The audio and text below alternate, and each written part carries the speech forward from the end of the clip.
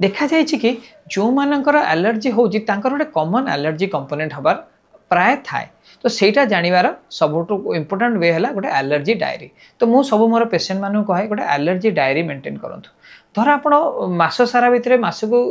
7 दिन कि 8 दिन सीवियर एलर्जी होची स्किन रैशेस होई पारे धइस होई पारे तंटी खिचखिच हो पारे नाकरु पानी बही पारे देखा जे बहुत लोगों मास को 6-7 दिन 8 दिन 10 दिन कि 15 दिन खंडे ए प्रकार सिम्पटम्स रोचे। तो यही सिम्पटम जो मान रोचे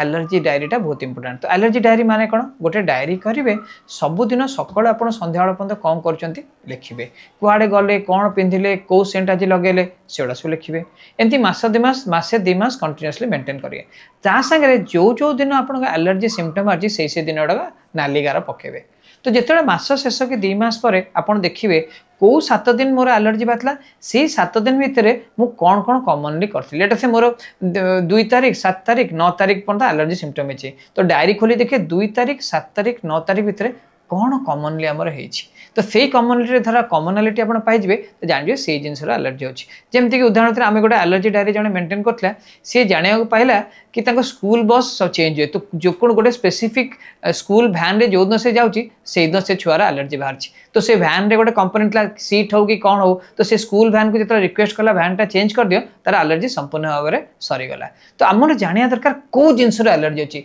जिते मतलब कौ जिनसर एलर्जी आम जापर से आम औषध खाऊा इनफाइनाइटली।